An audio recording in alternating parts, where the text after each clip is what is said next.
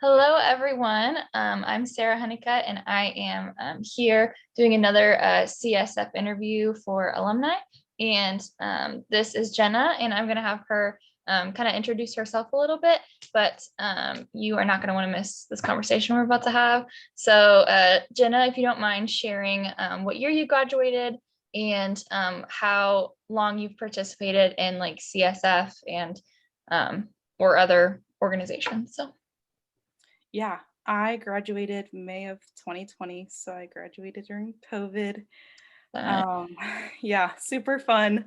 It was definitely a transition. I I went to two different colleges, went to Ivy Tech first, got my associate's degree there, and then ended up going to IUPUI. And before I even transferred to IUPUI, I was still at Ivy Tech, and this is fall semester, so I was transferring into IUPUI spring semester.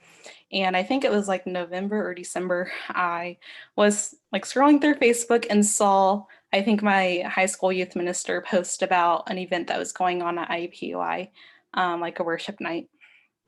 And so I had some friends that were going to IUPUI, but I was still at Ivy Tech, so it was like, I don't know if I should go. I don't really know anybody.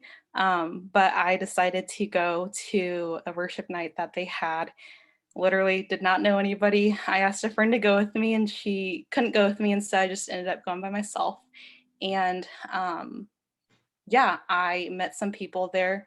I think Liz Drummond was like one of the first people that I met and got connected with. And I think like that was, I mean, I didn't have community at Ivy Tech. I lived at home. So trying to find a community on a college campus was not something that I knew how to do.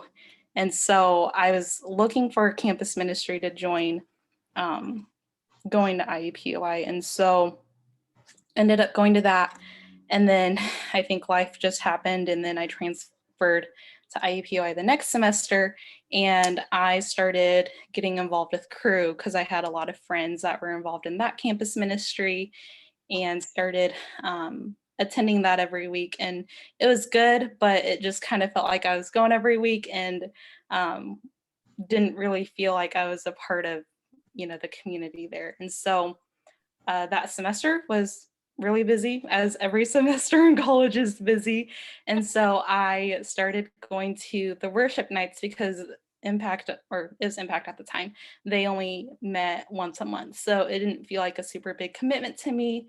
I was involved in a different small group at the time. And so to me, I just didn't have capacity in my schedule to do, both a small group through CSF and a small group through the church that I was going to at the time. So, and then, yeah, from there, I met with Andrew, and I remember our first meeting, he just like asked me, what are your gifts and talents and what are you passionate about and how can we incorporate that into our campus ministry? And so I think that summer I went to like the summer Bible study that they had, and then that following semester, I think I ended up being in a group with you and Megan Ziegler and Adriana were the leaders. And so I started getting involved more with small group. And so, yeah, from there, I was at IUPUI for like a year and a half. So it was a pretty quick experience, I guess, in just my time there. And so I did end up leading a small group like that fall semester, and then I backed out of it my last semester of undergrad just because it was a lot and there was a lot going on. But yeah, so I feel like through my time at IUPUI, I was pretty involved. Not as much as other people, but I tried to be as much as I can. Oh yeah, that's awesome. First thing like that I thought of is like how brave you are to like go to this thing alone. That like that's so awesome that you like kind of followed that nudge, I guess, to kind of go to this the worship night, and then to continue following that with like from just going to worship nights to being able to get connected and like really find that community aspect of it, and then like um just keep going from there and like eventually becoming a leader. Like that's kind of the whole premise of the pursue model teach that we have here at CSF, is like you kind of get to pursue it yourself, and like you get to find out what it is for yourself, and you get to kind of share it and like spread it and with other people. So that's super cool. And so that is awesome story about your undergrad experience. And so kind of catch us up on like what you're doing now, or what you've done since graduating, and yeah. Yeah. So my degree is in social work, and my last year of undergrad was hard, I think, emotionally, spiritually, emotional. Did I say emotionally? Mentally, spiritually, like all the areas, just hard. I worked at, or I did like my internship at a domestic sexual assault shelter, and we worked with victims of that population. And so I think even like working in that population just made things mentally hard for me, and just trying to figure out like what I wanted to do in the field. I didn't feel super confident after graduation of knowing like, okay, this is what I want to do. This is the job that I want to do. And so I think like right as COVID hit, I was doing school online, or doing school, working my internship, and then I was working on the weekends, just as a barista on the side. And when COVID hit, I decided to quit my barista job and just focus on finishing up school and my working my internship. And so that was like mid-March that I decided to quit, and I wasn't getting paid for working my internship. And so I was literally just doing school and staying at home and finishing up all of that online. And so when graduation came, I like I just decided, I think I need to take some time to just rest, take care of myself,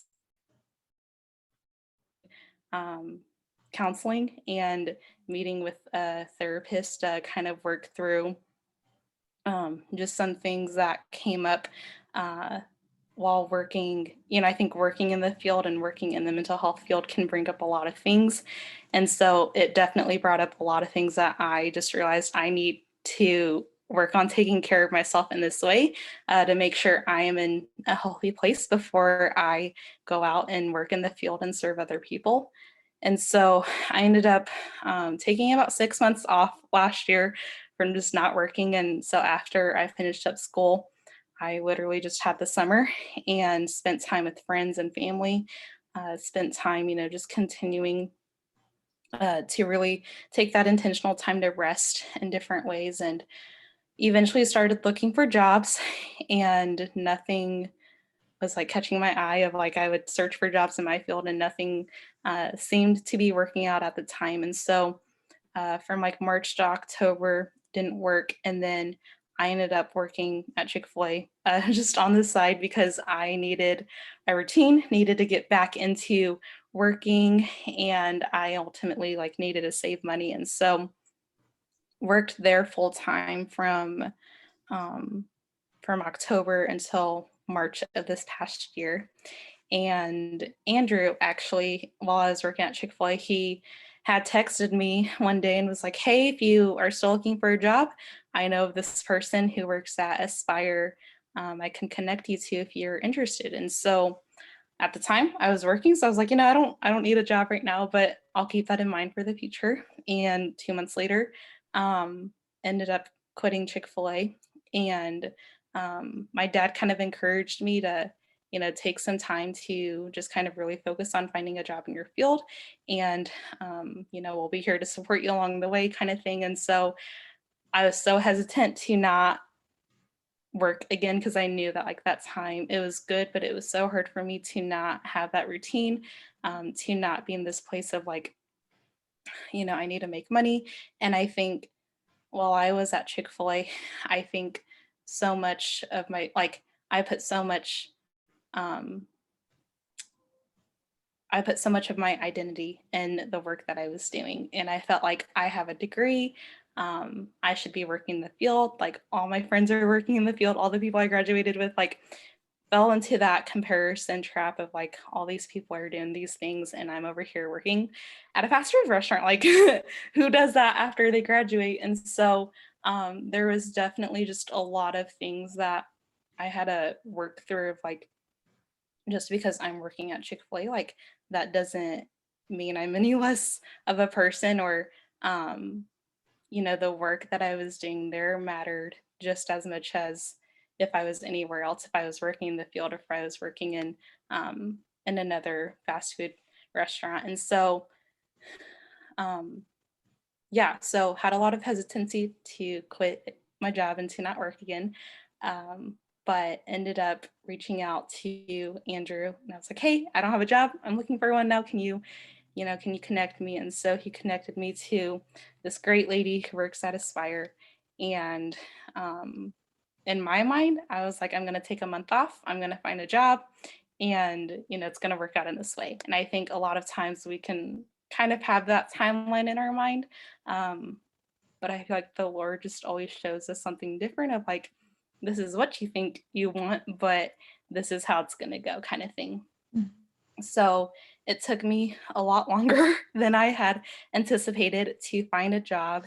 And the whole like interview process was just like, it took a long time. And so um, I ended up not having a job for 2 months. And so during that time, I just decided, this is good time to kind of rest again, to take a step back, to kind of reevaluate things, and then to really seek out a job in the field to kind of find a right fit. And um, so I started working for Aspire back in May, and they are a mental behavioral health center, and they also do primary medical care.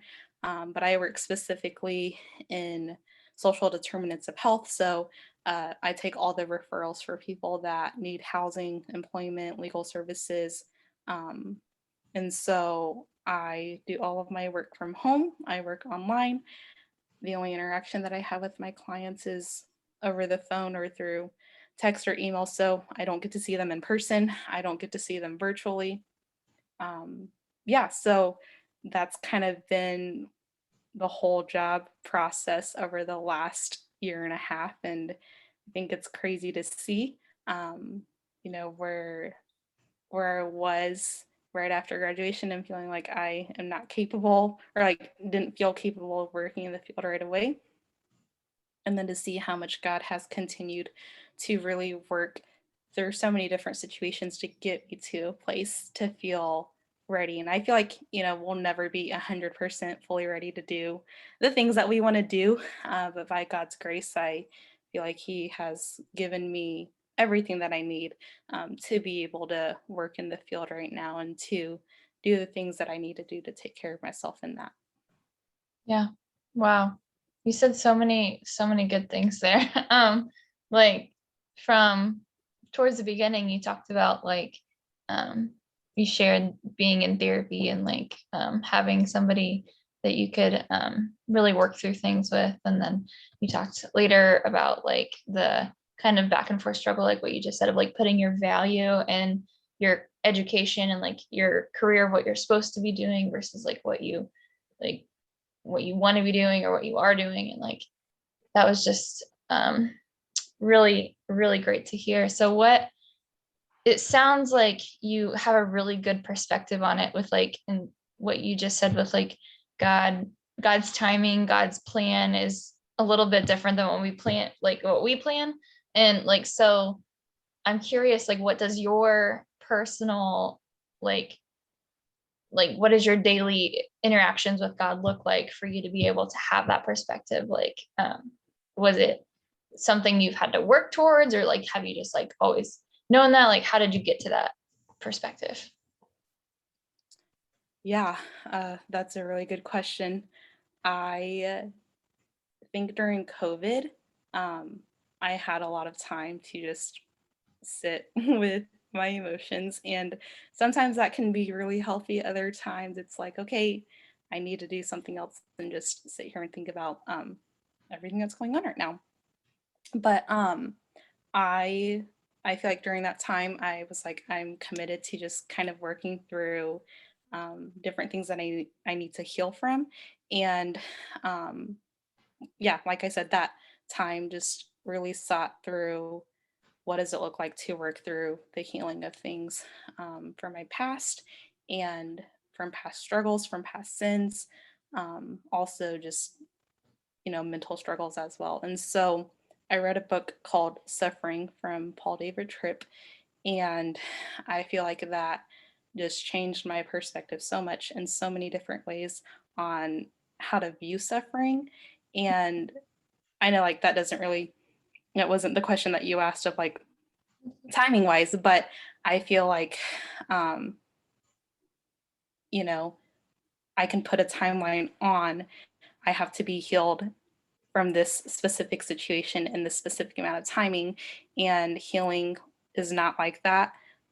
Even working through that with a therapist, like seeing how much or how many times I've been and seeing where we started versus where we are now, like been in it for, over a year and a half, and it's now just starting to feel like, okay, things are starting to change in this way. And so um similarly with God, like we can't expect him to heal us from something right away, or to change something right away. I think um there's been a lot of just learning what does it look like to really be honest and vulnerable and open about the struggles and the things that I have walked through, and um, seeing how God is still a good God through that, and how his character doesn't change through the midst of walking through that suffering.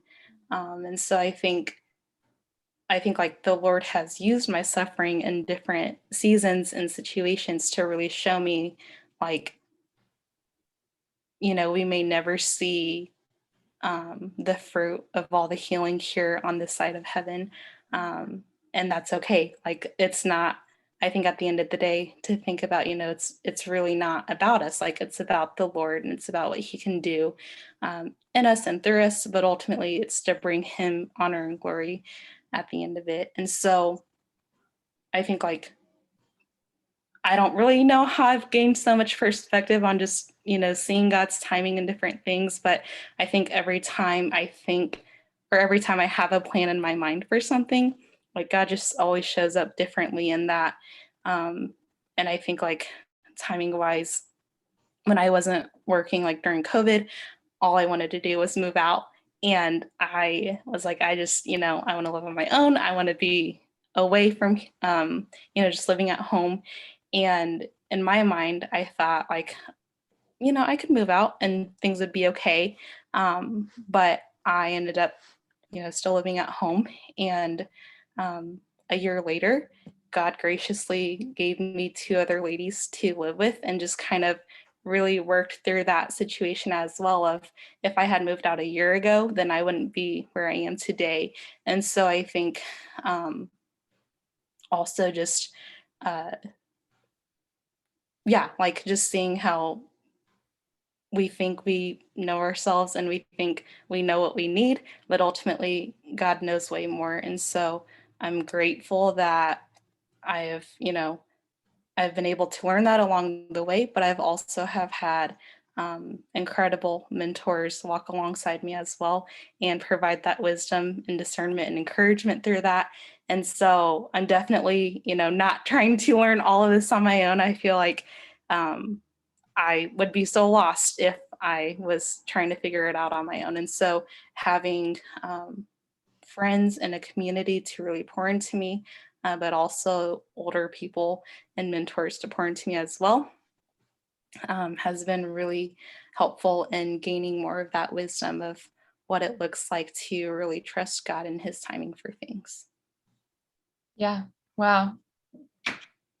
Thank you so much for that. That was so good. I think what you wrapped up at the end with of like, again, like community and like mentorship, that's a big thing that we should all be looking for in terms of finding a mentor and also being a mentor for others, because the the Lord uses us and like grows us, and like we are one step ahead of somebody like somewhere, and so we can kind of be a mentor for somebody else too. So that's something to keep in mind for sure. And you're doing that right now with like teaching us all these things that we're talking about. So thank you. But so what kind of advice would you give for alumni like us, where you've not been out of school super long, like over a little over a year now, and then I've been out for a couple years now, but alumni in general, what kind of advice would you give right now? I think the most, I think there's a lot of things. Find a local church to be plugged into and really just commit yourself. And I'm saying this for myself too, because sometimes I can be really scared of commitment. And I think like finding a church as young adults can be hard sometimes because, there's so many different things I think that go into finding a church. But find a church that preaches the truth and the gospel.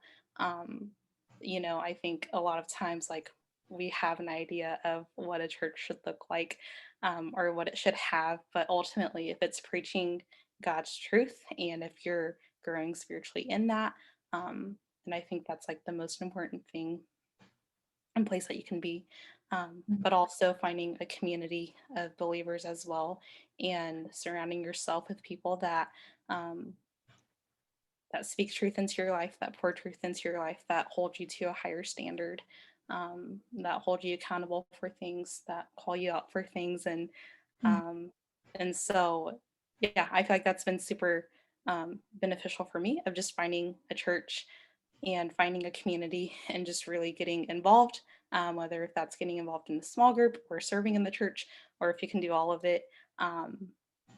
Yeah, I know like different seasons of life bring different people, but I think one thing that is consistent is the church, and obviously the Lord is very consistent in that. But I think the more that you go and that you get involved, the more that you're going to find a community and people that you're going to be able to walk through different seasons of life with. Yeah, absolutely. I 100% agree with that. I think it's so important to find a local church and to get connected and to serve and to just plug in. I 100% agree with that. So what about advice for current students? Think back to when you were a student, like what advice can you give to students right now? Yeah. College is a busy time, and spoiler alert, life is just going to get busier as you get out of school and as you get older. Um, but as busy as school can be, um, campus ministry is so important. Having a community of believers on campus to do life with is just so important. And so find a night in your week that works, to be involved in a life group. Whether if you commit to going once a week or a couple times through the semester or even the whole semester, I think that's super important to just be able to have those people. And a lot of times, the life groups are like what they talk about at the worship nights. You're also walking through in life group, and so I think having other people to talk about the things that you're learning through this semester is just super important as well. And then also I feel like the worship nights really just kind of gave me a renewed, it was only once a month, but I feel like it was one of the best things that I had every month and something to look forward to, because you got to have a meal with friends, and then to spend time in worship and to spend time studying God's word together. And so as much as you can, to be involved with life groups, to go to worship nights, and then also um, making time for your relationship with the Lord, I think is also super important. I think that is one thing that I lacked in, and one thing that I still lack in from time to time, of having that intentional set aside time with the Lord. We I'm sure you've heard it said, like, we make time for the things that are important to us. And so if your relationship with the Lord is something that you value and is important to you, then like you're going to make time for that no matter how much you have on your plate or in your schedule. And so, yeah, time with the Lord, being involved in community, getting involved in life group, kind of all of it. Yeah, absolutely. And like you kind of said at the beginning, like you and I got connected through life groups, which is awesome. And Yeah. so you never know how many lifelong friends you're going to make from this short time in college, and Yes. especially in a ministry like this. So, but thank you so much. This has been such a good conversation, and I know that people who listen are really going to get something from it. So thank you. And we will be praying for you and your job endeavors and everything. And yeah, we will hear from you again in the future, hopefully. Yes, thank you so much. Yeah. Okay, I need to stop the recording now.